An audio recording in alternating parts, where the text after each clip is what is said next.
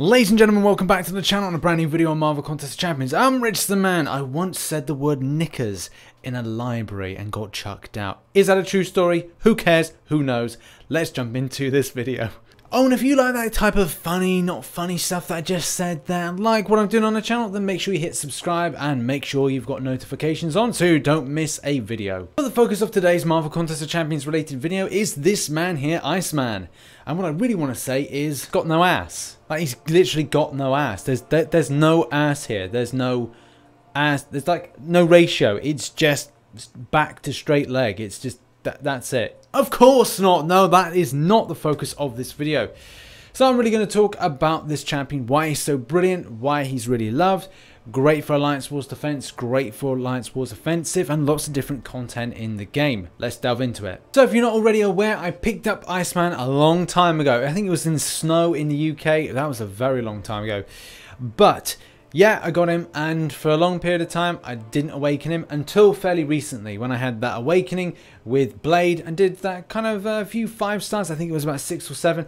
Great video, terrible sound on it, and yeah, the great thing about it, in that video I opened a 5-star Mutant Awakening gem, and obviously who am I going to use that on? And it had to be Iceman. And at the time I had a lot of tier 2 alpha, so he went straight up to rank 4, which I think was a very good decision. The next question I asked myself, should I put a lot of signature stones on him? And the answer was a resounding yes. Yes, I should. So 46 were placed on improving the signature ability. And of course, the next step is to build on that Coldsnap, currently rocking at 2k. I want that to be higher. So I'm going to go and build that as I go to make him a more formidable defender, and at the same time being more effective when I take him in on offensive duties in different types of content. Doesn't have to be Alliance Wars, could be anything else. One thing that really attracted me to Iceman as being a further development was the fact that he has got 3 immunities. He has got Bleed, he has got Poison, and finally he has got Incinerate. He's one of the very few amount of champions that have Incinerate immunity.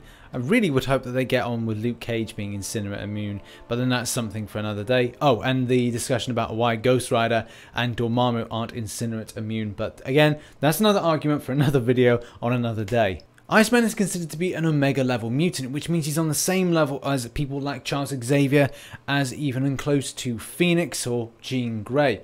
So it means his damage is going to be fantastic, and it's good that we've seen that level of comic book kind of history being placed within the game. A great little kind of twist on the bio here, mentioning Emma Frost, which is very rare for Kabam to get any kind of extra bits of detail, though there's still an empty space where they could add in more detail about characters. But again, another argument for another video on another day. One of the amazing passive abilities that Iceman possesses is Ice Armor. Now, it allows you to shrug off certain debuff effects. At the same time, it does reduce down some really painful attacks that are going to be coming your way. So you think you're going to get some huge damage? Boom, Ice Armor kicks in, and then you're able to go, oh, right, okay, that saved my butt. And it saved my butt on several occasions. And even though it takes 15 seconds for that Ice Armor to reform, it doesn't seem so bad, especially if you're playing quite well, evading out well. It can be pretty good. One of the fun things in seeing this put into fruition is Frostbite. You can have 2 methods of kind of doing this. One is through a 45% chance for it kind of to ping up on a critical attack. The next thing is that when you're doing certain special attacks, like I love spamming the L1, also hoping that I can get loads more crits and putting on loads of Frostbite. You can then go, right, oh, the enemy has about 10 Frostbites on at the same time. I'm just going to parry, or I'm going to time this well. I'm going to hit through a heavy attack, and boom. You then do a hell of a lot of damage, like a big chunk of damage in one quick hit. Or if you're one of those people and like to see the damage just trickle out quite nicely, then you can just leave it and just start fighting. The damage is going to be a little bit less than one big hit, but it's still going to take down the enemy's health pool. Now, if you're looking to increase your attack rating and doing a lot more damage, then you can sacrifice your Ice Armor by doing the L2. And if you're looking to put another Coldsnap on, one that lasts a good amount of time but not a huge amount of time, you can opt for using the L3. One amazing thing about Coldsnap is that once it's on, it does mean that the enemy can't evade your attacks, so that can be really handy in lots of different annoying situations.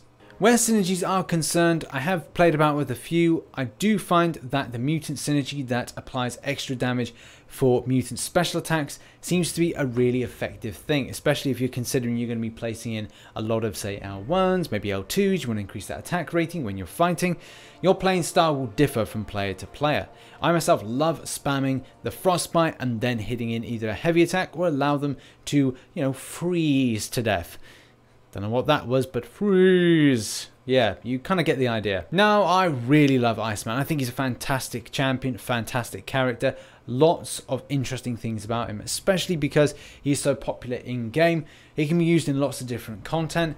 I really recommend this champion for Biohazard. So when you get into Act 5, or you're in Act 5, or kind of know what I mean, Biohazard is a pain in the butt.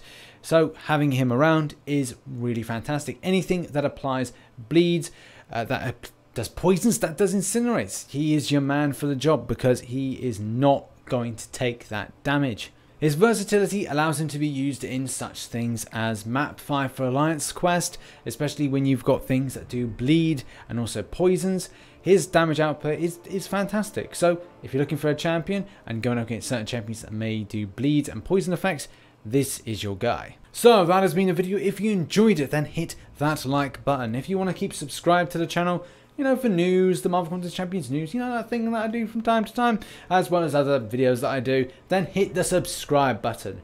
You can follow me on social media if you like. Links are in the description. I'm pinging up, putting here, wherever. In any case, I've been RichTheMan, and I shall catch you on the flip side. Bye-bye for now.